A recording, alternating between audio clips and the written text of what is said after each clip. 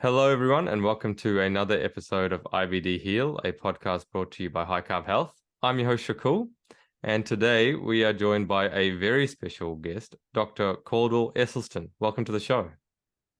Thank you. It's been a real pleasure to have Dr. Esselstyn on. Just to give you a brief introduction, Dr. Esselstyn was one of the first people that we really looked up to after we watched Forks Over Knives when Shamiz was going through his healing journey. And he is one of the pioneers of the whole food plant-based movement. And his book, Prevent and Reverse Heart Disease, is a real masterpiece. I'm very excited to have him on and share his journey. So let's get started talking a little bit about your journey, Dr. Esselstyn, and how this whole process began for you. Well, when I finished my residency and I was in the Army for 2 years, my second year in the Army, I was a combat surgeon in Vietnam in 1967 and 68. And then when I came back from Vietnam, I was offered a position in the Department of General Surgery at the Cleveland Clinic, which I accepted. And by the late 1970s, I was chairman of our breast cancer task force. And I became increasingly disillusioned with the fact that for no matter how many women I was doing breast surgery, I was doing absolutely nothing for the next unsuspecting victim. And this led me to do a bit of global research. And sure enough, there were multiple cultures where breast cancer was 30 and 40 times less frequent than the United States. And in rural Japan in the 1950s, breast cancer was very infrequently identified. And yet, as soon as the Japanese women would migrate to the United States by the second and third generation, they now had the same rate of breast cancer as their Caucasian counterpart. And perhaps even more powerful was cancer of the prostate. When I found out that, and this is probably one of the most mind-boggling public health figures I've ever heard, how many autopsy-proven deaths were there in Japan from prostate cancer in 1958? The entire nation, 18. 18. By 1978, 20 years later, that figure was up to 137, which still pales in comparison to the 28,000 who will die of prostate cancer this year in this country. So it also became increasingly apparent to me that I was seeing multiple cultures where cardiovascular disease was virtually non-existent. And things like rural China, the Papua Highlands in New Guinea, Central Africa, the Tarahumara Indians in northern Mexico, no heart disease. Why? They're all eating whole food, plant-based nutrition. And so it dawned on me that there would be more bang for the buck if we could look perhaps at cardiovascular disease, because with cardiovascular disease, if we could get people to eat to save their heart, then they would also begin to save or diminish the likelihood of experiencing the common Western cancers of breast, prostate, colon, and pancreatic. So then I decided you just can't hold up your hand and make an announcement and say, hey, you all ought to start eating plant-based. You've got to do some research. And I knew that had to happen. But I knew that I had to do it first for a year myself, and so I knew that I was going to do that research, but I didn't know when I would get started because I was a cholesterolholic. I had grown up on an Aberdeen Angus beef farm and a dairy, and I loved cholesterol, but as Dr. Prochaska, who was from Rhode Island, had said, when you're making a lifestyle change, you go through a number of phases, from pre-contemplation to contemplation to action, and then to maintenance. Mm-hmm. And I was over somewhere around pre-contemplation and contemplation. And I can remember the epiphany of the day that I decided to become, or that I would become plant-based and do the research, was I was at a surgical meeting in New Haven, Connecticut. Anne was with me. And at those meetings, you know, they always have these conferences. And sadly, the papers were really rather dull. The weather was terrible. But fortunately, they always seem to have a banquet after these conferences. And at the banquet, the waitress was offering me a plate on roast beef, and the roast beef was absolutely draped over the sides. And I began to shake my head. And Anne looked at me and said, "You're not going to eat your roast beef?" I said, "No, this is it." So she said, "Then I'll have it." Now, Anne's mother had died of breast cancer at age 52. 2 weeks after that meeting in New Haven, her sister came down with breast cancer. And that's when she looked at me and said, "I'm with you." So we then started our research with ourselves. And it was really quite striking. I don't know quite what the cholesterol units are in Australia, but I started out about 185 or 190. And within about, I'd say 3 or 4 months, it was around, I think it was down to about 155. And I was very upset. I wanted to be better than a Tarahumara Indian. and that was the day I decided I had to stop the oil. And immediately my cholesterol plummeted from 155 down to 119. And then I said, I know how we can do this. So I spoke with the chairman of the Department of Cardiology for permission to make a presentation before his group, presenting the whole idea and the concept that I'd like to have a small group of patients who were ill with triple vessel cardiovascular disease. And I would try to get them to eat plant-based nutrition. Now, the rock upon which this study was the most likely to fall would be lack of patient compliance. But we can get to that a little bit more in detail in a moment. But when I started out, I decided for these 24 patients that I would use the same mantra that I had been using for my cancer patients that I had learned some years ago from a wonderful West Coast surgeon by the name of Bert Dunphy. And Bert used to say that patients with cancer are not afraid to suffer. Patients with cancer are not afraid to die. But patients with cancer are afraid of being abandoned by their family or by their physician. So for the first 5 years, I saw them every 2 weeks in the office. We drew blood, checked their cholesterol, blood pressure, and I went over every morsel they ate. And after 5 years, I became a little bit more courageous, and I stretched it out to see them once a month. And I continued that until we were in our 10th year, when by this time they were pretty well on autopilot, and it was time to really let them be seen quarterly. And at 12 years, it was now one of the longest, if not the longest, study of its type with that long a follow-up. So that's when I began to write it up in the Journal of Family Practice. Now, the thing that was sort of interesting was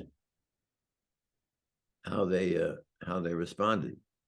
And I think it's worth mentioning because here in the United States, the lower limit in males of acceptable for HDL, or high density lipoprotein cholesterol, is 40 milligrams per deciliter.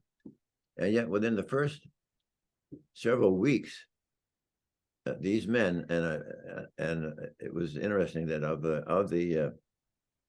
that first group, I only had one woman, not through any malice forethought. It was just the way the patients came.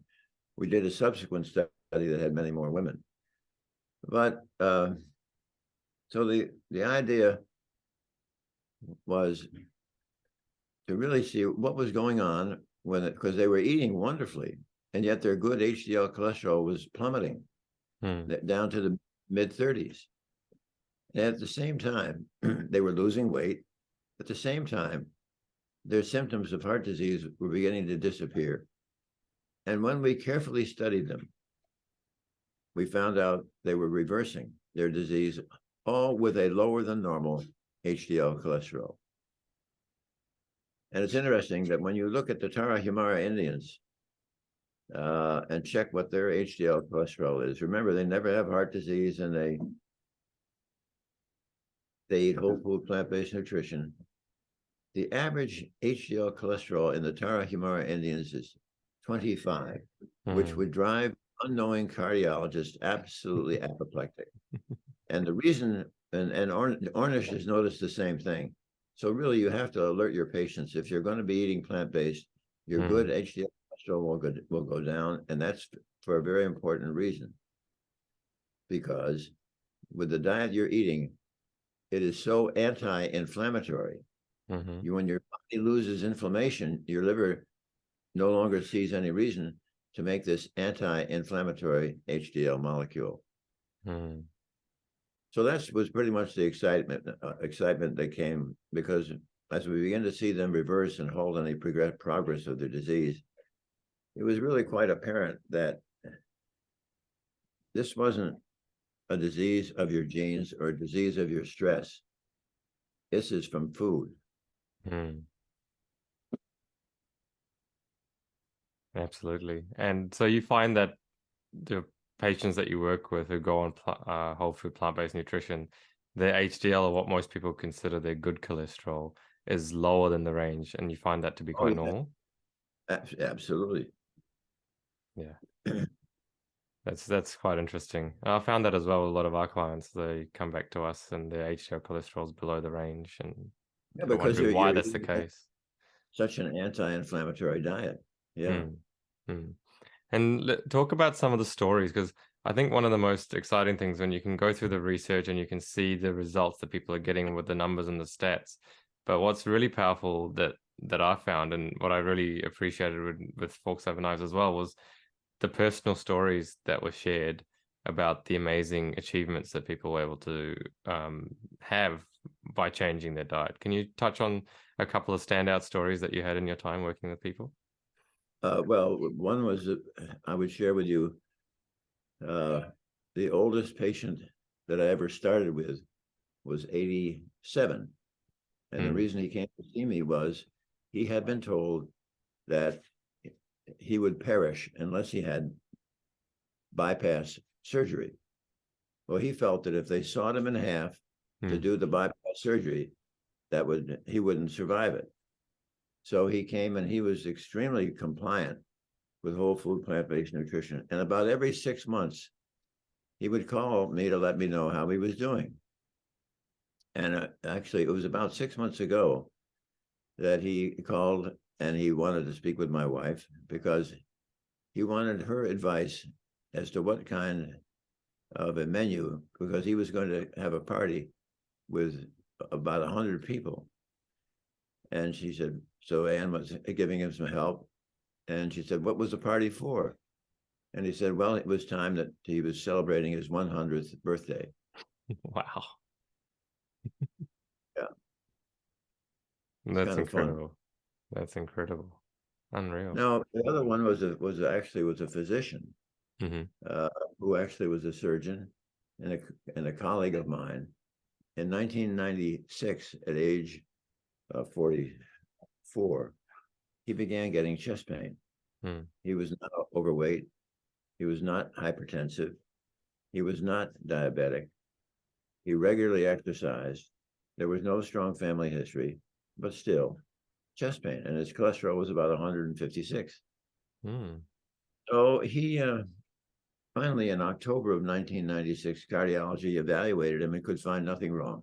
1 month later, he finished his surgical schedule and sat down to write post-operative orders, when suddenly the elephant was sitting on his chest, pain in his left jaw, left shoulder, and arm, he was having a heart attack. He was whipped down to the catheterization laboratory.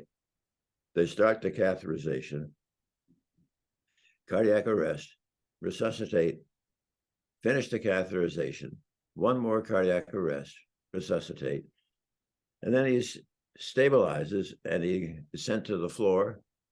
And 3 or 4 days later, he was discharged, but very depressed. And the reason he was depressed was at the time of the catheterization, the entire lower 1/3 of his left anterior descending coronary artery was all moth-eaten and diseased over too long a segment. You can't just ram in stent after stent after stent. And it was too far down the artery for a bypass. So he was depressed. They couldn't do much for him. And so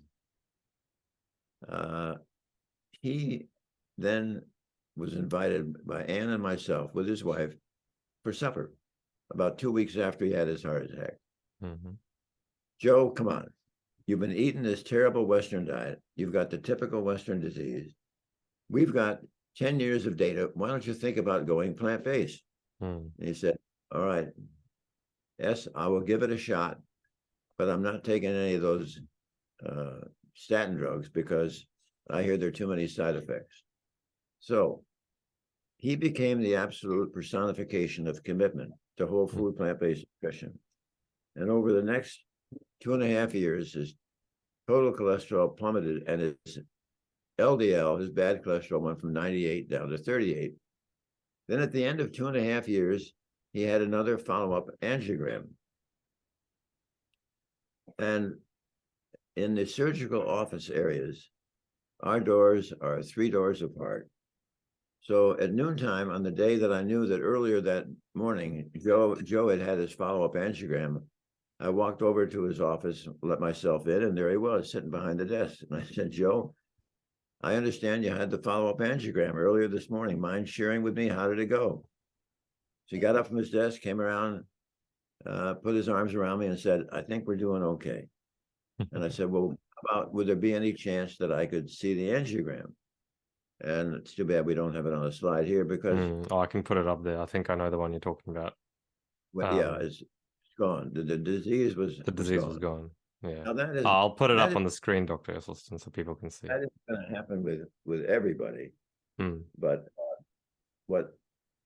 when the plaque is young and it's made up of fat and cholesterol and inflammation, the body can do a marvelous job at removing it. On the other hand, you get some older patients where if they've had the plaque for decades and it's made of fibrosis and scar and calcification, it's going to be more stubborn. But interestingly enough, even those patients are able to get back to full activity of daily living without restriction. And I would take a moment on that. Too bad I don't have a slide, but I have a slide that shows just the heart and the 3 main vessels, and also it shows where the 3 main vessels go. They all dive into the heart muscle. And the reason I tumbled upon what I'm about to share with you is because I was doing some PET scans on our patients. And a PET scan, at least in our clinic when it's done, the heart muscle that is receiving its due supply of blood is either orange or yellow. But when you have a patch that is green, that's ischemia. That's a poor blood supply, all right? Well, I counseled this fellow on the day that he had his first PET scan. And then we brought him back in 3 weeks and repeated it. And the area that was green or ischemic was now orange and yellow. In other words, he had reperfused it. And of course, their symptoms go away. But you have to know this. Nobody gets rid of a blockage or a plaque in 3 weeks. That doesn't happen that way. So how did he get more blood supply there? Well, if you see this slide of the heart, and you see the 3 major vessels, and you see then that they all dive into the intramuscular vessels, which then seem to they are all interconnected. Thousands of these tiny. Now, when I first see these patients, and we probably should get into this in a minute about the mechanism of the disease, because it has to do. When I first saw that slide, and I saw that they had lost their ischemic area in 3 weeks. How did that happen? If you didn't wash out any blockage. So I went to Rodriguez, who conducts the cardiovascular pathology at the clinic, and he dissects probably 200 hearts a year of the deceased. And I asked Rodriguez, I said, how often do you ever see a blockage or a plaque once the artery has dived into the muscle? His answer, never. So now we know what was going on. Because here's what happens. When we first see these patients, nobody else has gotten to them yet. They're eating this miserable diet. They are barely making any nitric oxide, which is a great blood vessel dilator. And the endothelium has now become your enemy. It's now doing what? It is now producing two molecules, endothelin and thromboxane, which are vasoconstrictors. So when you look at that slide of all those thousands and thousands of intramuscular vessels, they are all not blocked, but they're all vasoconstricted. So here, as soon as you give these patients the information, they understand what they have to do.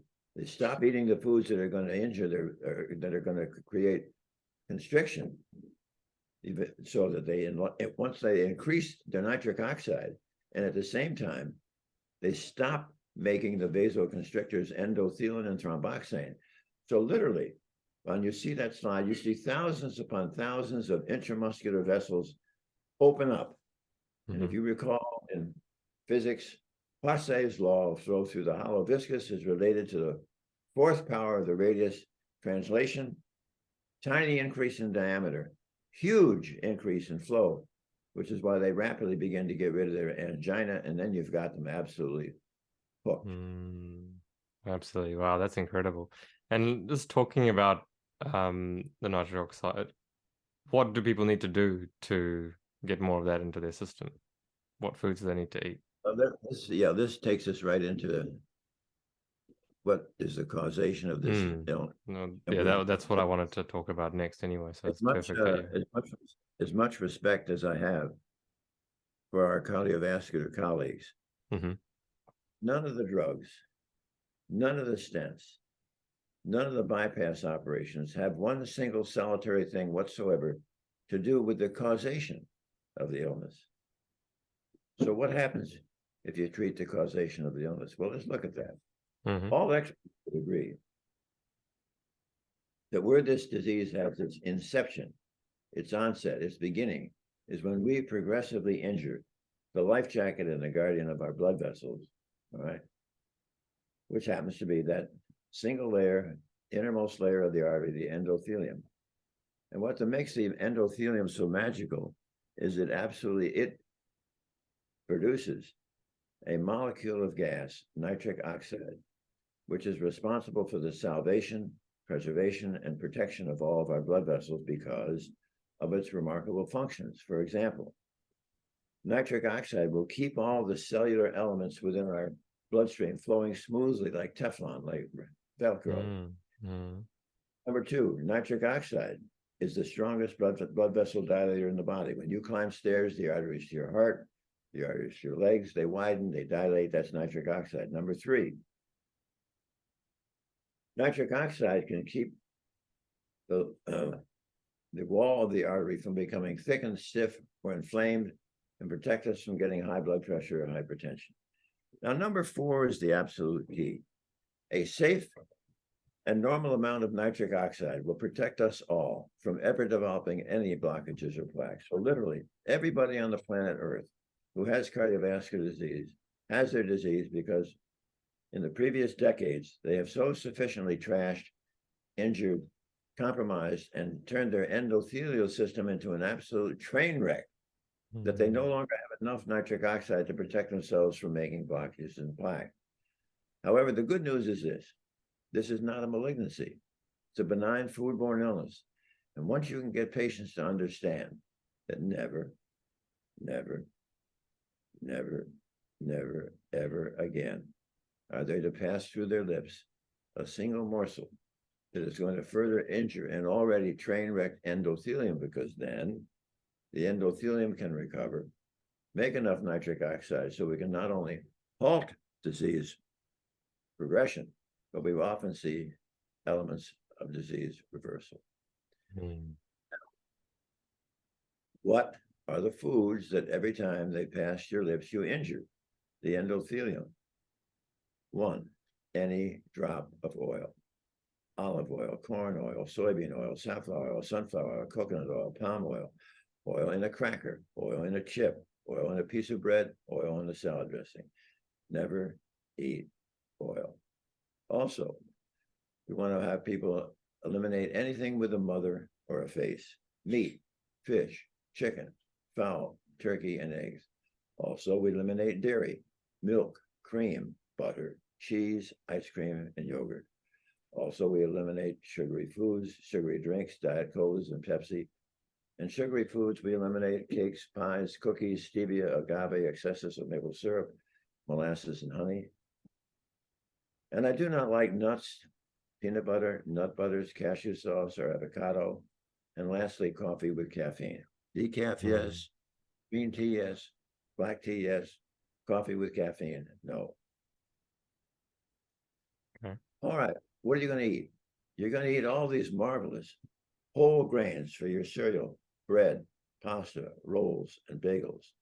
101 different types of legumes, lentils, and beans. All these marvelous red, yellow, and green leafy vegetables, white potatoes, sweet potatoes, and some fruit. Now, I should mention that about a decade ago, I made a modification in our program out of respect of the fact that the endothelial production of nitric oxide is age dependent. So what I did with the modification that we made was a greater stimulation of the endothelial production of nitric oxide, and at the same time, we embraced the newer research that shows that mankind has an alternate pathway for making additional nitric oxide. So here we go. I need you to chew, not smoothies, not juicing. I need you to chew 6 times a day a green leafy vegetable that is roughly the size of 1/4 to 1/2 of your fist, after it has first been steamed 5.5 to 6 minutes so it's nice and tender. And then you must anoint it with several drops of a delightful balsamic or rice vinegar. Why? Because research has shown us that the acetic acid from those vinegars can restore the nitric oxide synthase enzyme contained within the endothelial cell that is responsible for making nitric oxide. So you're going to chew this alongside your breakfast cereal, again as a mid-morning snack, again with your lunch and sandwich, that's 3, mid-afternoon 4, dinner time 5, and of course I adore it when you have that evening snack of arugula or kale. Now, the second benefit from chewing the green leafy vegetable, it restores the capacity of your bone marrow to once again make the endothelial progenitor cell. What do? They replace our senescent, injured, worn out endothelial cells. Now, the third and most important benefit from chewing the green leafy vegetable, when you're doing that, you are chewing a green nitrate. As you chew the green nitrate, it is going to mix with the facultative anaerobic bacteria that reside in the crypts and grooves of your tongue. Those bacteria are going to reduce that nitrate that you're chewing to a nitrite. And once you swallow the nitrite, it is now your own gastric acid, which is going to further reduce the nitrite to more nitric oxide, which can enter your nitric oxide pool. So think about it. What you're doing for minimal expense, no side effects, literally all day long, dawn to dusk, morning to night. You are absolutely restoring nitric oxide, the very molecule, the deficiency of which has given you this disease. Now, there's a caveat to this. Toothpaste with fluoride, public drinking water with fluoride, and mouthwash will injure the beneficial bacteria in your mouth. And I do not like antacids because antacids will reduce your gastric acidity and you will be unable to reduce the nitrite to more nitric oxide. So what are the top 6 vegetables? They would be kale, Swiss chard, spinach, arugula, beet greens, and beets. Now, if you'd like the whole list, it goes like this: bok choy, Swiss chard, kale, collards, collard green, beet greens, mustard greens, turnip greens, napa cabbage, Brussels sprouts, broccoli, cauliflower, cilantro, parsley, spinach, and arugula, and asparagus. And the reason I go through this with you like this is you have to know how whole food, plant-based nutrition can enhance your memory.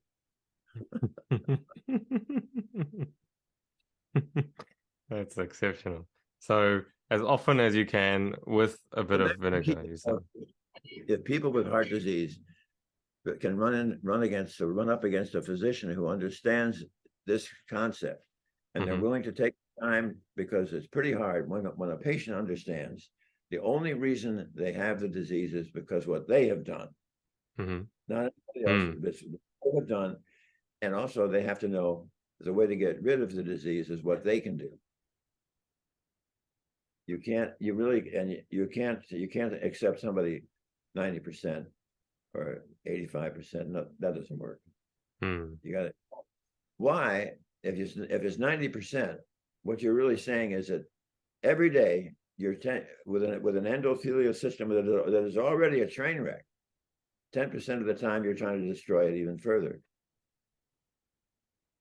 It's amazing how people try to use excuses and sort of twist back and forth around that. I think that's so important, because once patients can embrace that, they can end their disease, because we feel that it must be about 3 weeks that you can restore enough of the endothelium so that the cap over the plaque doesn't rupture. And if you strengthen the cap over your plaque and it cannot rupture, you have made yourself heart attack proof. I was going to ask you about that, because you talk about that you can become heart attack proof if you achieve certain conditions. I just showed you with the PET scan how that can convert. Absolutely. Now, people say to you, people say to me sometimes, well, I'm young, what difference does it make? You talked about a few things that I found quite interesting. Nuts, avocados, some of the high-fat nut butters and things like that. You talked about coffee with caffeine. Yeah. The ones that have all that saturated fat, I just don't think I want that for my patients. Are you just talking about patients who've got heart disease, or is there a difference? Like, should we all be following a similar diet, or is there a difference? If we were, let's look it squarely in the eye. It can be pretty effective for patients with heart disease. Everybody that you or I have ever treated for heart disease, there was a time when they didn't have heart disease. What does that tell you? That tells you that everybody who ever has heart disease has been eating this terrible diet.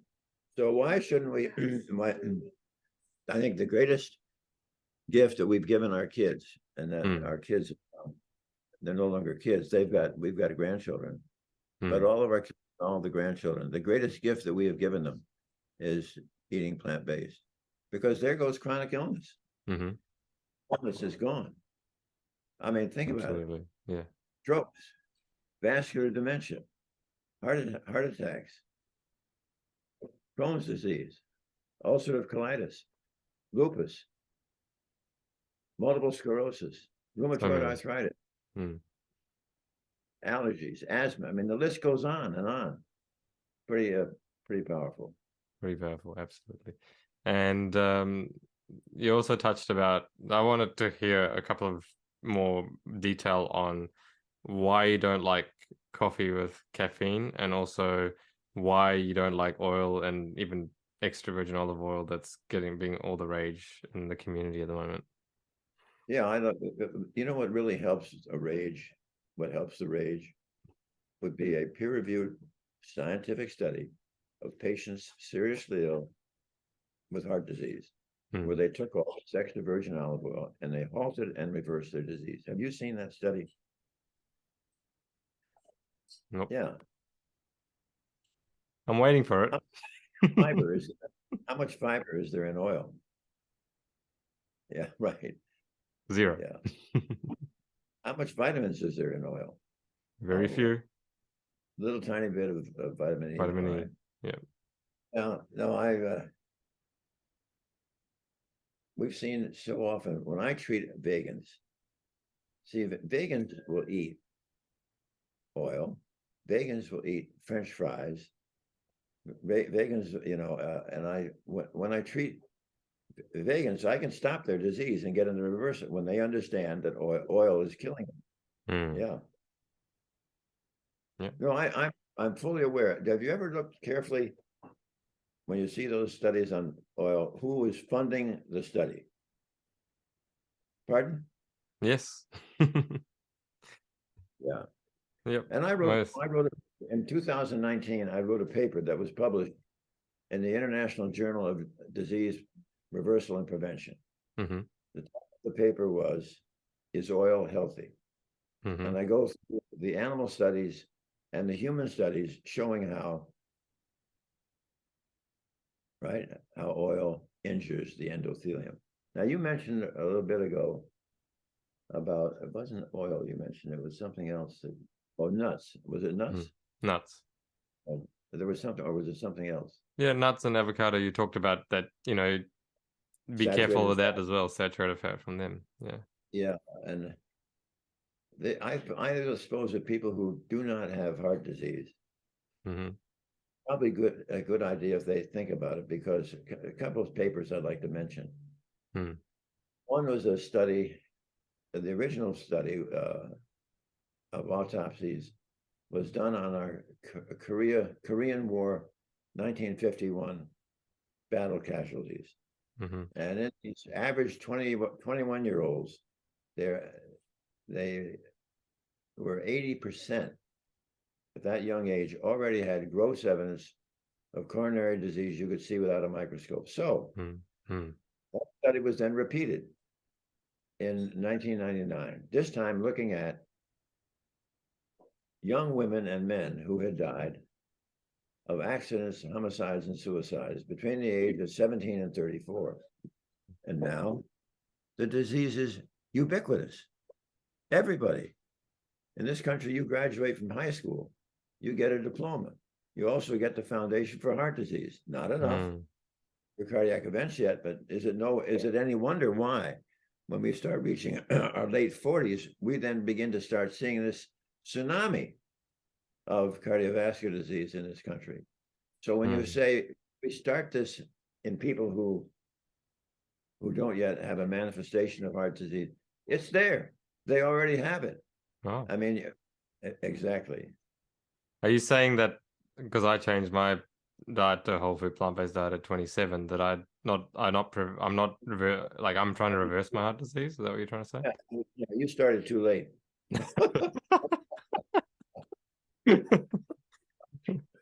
I already had heart disease at that age.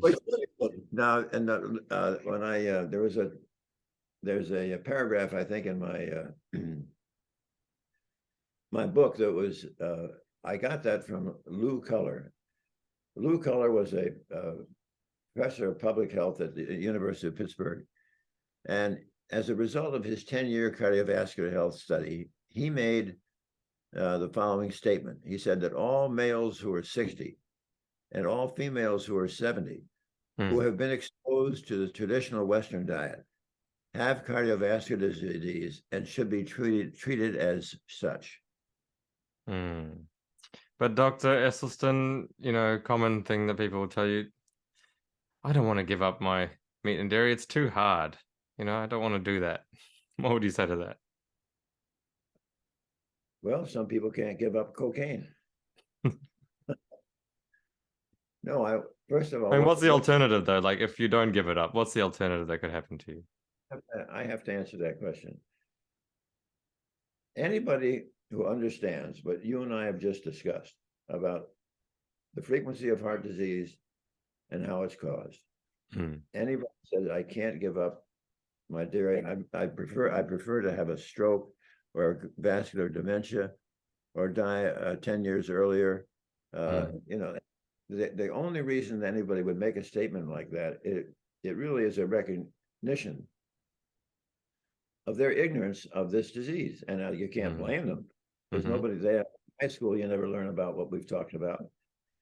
But if they understand how they can guarantee that they're going to have a worsening of their vascular disease, nobody wants to do that. It's crazy. I mean, here's the example of what's so tragic about that. My oldest son is 60, and he has some kids. They live in Austin, Texas, and they obviously are friends with other kids in the neighborhood, and of course with their parents. Well, there's one of the parent was a father, 47 years old, and when he was 47 years old last year, he went to sleep and never woke up. Wow. And with 3 kids, that. I mean, so when anybody says that they can't give up their milk or their whatever it was that you said, yeah, you mentioned something about coffee. Why am I against coffee with caffeine? This is an Italian, and there's another Greek study similar. Healthy young subjects divided into half. One half drinking coffee with caffeine, the other half drinking decaf. They drink the beverage. Then they have a brachial artery tourniquet test for endothelial function. All right. And lo and behold, they then would switch the groups. So the group that previously was having decaf was now having coffee with caffeine. When they tallied up the results, it was always the group that was having coffee with caffeine that it diminished, curtailed, and injured the capacity of the endothelial cell to make nitric oxide. Slam dunk. Well, I just, I think it's nice to have the science. That's all. Absolutely. Yeah, no, that's very clear. Thank you for that. Look, just to finish off this interview, I'm very, very thankful for all the information you've shared. What can people do today to make sure that, well, I guess, I think there is some research that, even children at the age of 10, they're already starting to show some kind of atherosclerosis in their arteries. So, most of the people who are listening to this or watching this interview, they already have heart disease. So what can we do today, like practical steps that we can take right now to start to change the way we think about food, and then also what can we change from what we in terms of what we're eating? Well, I think that's what we've really been sort of talking about today, which is namely, people have got to understand that they're one of the more powerful things that we do to our bodies every day is we fuel it. And if you're going to give it rotten fuel, then the body begins to rot.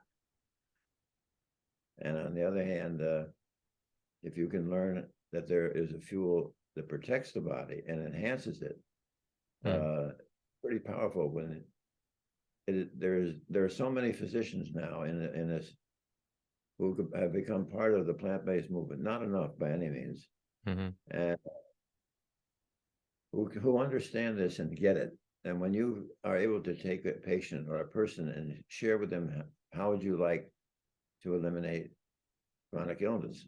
So that or another simple way to do this that I often found helpful is that if you can get them to share with you, how are your parents still living? Okay. How about your grandparents? Let's talk about your grandparents, shall we, a little bit? Oh, they had so and so. Well, that's something you never have to have. I mean, it's just so powerful when they begin to actually relate for them what it is in they may think it's somehow in their genes, but what it really is that if their grandfather and grandfather has had strokes or heart attacks, they've been eating the same way else does who has it. I think it's, you just have to kind of square with them. I don't know how we can really open the door as quickly as I would like to. In every science course, in every school, you could present this material with slides and illustrations, so that every child would able to understand it. So when a child that was even 8 years old or 12 years old comes back and says, "Mommy, I learned in school today how Grandpa died." Are we doing something to protect you guys from having strokes? Yeah. And that leads me to my final question. Now, your research has been out for decades, and it's very clear that you've been able to show and prove that you're not only preventing it and halting it, but also reversing it. Why isn't it being more well known? Like, what are the obstacles that you face? Come on, you know this better than I do. For years, I resisted this. What do you suppose you get paid for doing bypass surgery? When do you get paid, or how much? How much do you get? Is it about 100-ish, 100,000? Pretty handsome. Pretty good amount, What do you get? Yeah. Stents. Good pretty amount. handsome. What do you get? You give a patient a certain number of drugs. Again, pretty handsome. What do you get in reward if you talk to a patient about eating Brussels sprouts and broccoli? No, the money isn't there. Right. Yeah. Simple as that. Nevertheless, there are a number of increasing. The field is so different now than it was when I started 34 years ago. Yeah. Yeah. I guess it's a slow chipping away, isn't it? As more people get results and more people want to know and more people become aware of this information, it gets spread more and more. Do you have many plant-based physicians in Melbourne? Dr. Malcolm Mackay, I think you know him. Good. Yeah. There must be a few more as well, but not a huge amount. No. I always have warm feelings about Australia, going back to 1956 when I did some rowing for the United States in Lake Winduri in Ballarat. Oh, yes. Got a gold medal. I got a gold medal, yes. Warm feelings. Wonderful. Yes. Oh, you should come back and visit. I did. I was back there. We went on the 50th anniversary of our victory. We were invited back by the Australian crews, and it was very exciting. Oh, amazing. Yes. Just touching on that, do you think that from an athletic perspective, there's huge improvements with better dilation in your vessels as well? Just since you mentioned that. No question that I think everybody would agree that exercise is a bonus, but not to the extent that often when I first make contact with a patient, he'll say something to me, "Well, Dr. Esselstyn, I really have no business having to see you. Ever since I left high school 40 years ago, I've gone to the gym 5 days a week." And I said, "That's fine, but it's not so much what you did at the gym, it's what you did with your knife and fork." We'll end it there. I really appreciate your time. Thank you very much. Thank you very much. Okay. So for everyone I will just one moment, please. For everyone who's watching this video on YouTube or listening to this video or listening on Spotify, please make sure you share this far and wide. Crucial information that can save hundreds of thousands, millions of lives. It's number one killer in the world, isn't it, Dr. Esselstyn, at the moment? So if you enjoyed this video, please give it a thumbs up. If you have any questions, note it down there in the comment section below. If you have not read Prevent and Reverse Heart Disease by Dr. Esselstyn, make sure you get a copy of it. And if you have not watched Forks Over Knives yet either, we're very surprised if you haven't, but we've been talking about it for a long time. Watch it. It's a really, really eye-opening documentary. Apart from that, sorry. Cookbook. Hello. Oh, there's a cookbook. There's a cookbook. Yeah. Anne, would you like to plug the cookbook? Feel free to come in and plug it. You were all three. The Prevent and Reverse Heart Disease Cookbook is a companion for the Prevent and Reverse Heart Disease. And it was written 7 years later, and it's got many recipes that are wonderful. And then my daughter Jane and I just wrote, Be a Plant-Based Woman Warrior, Live Fierce, Stay Bold, Eat Delicious. That's another Amazing. good book. Amazing. We need to put all the links down there. So I'll get all the links from you guys. And maybe, Anne, we should get you on as well to share your best tips about cooking plant-based diet on the podcast in the future. I'd love to have you on to talk about that. But until we see you next time, everybody, eat plants and lots of them. Thank you very much. Take care.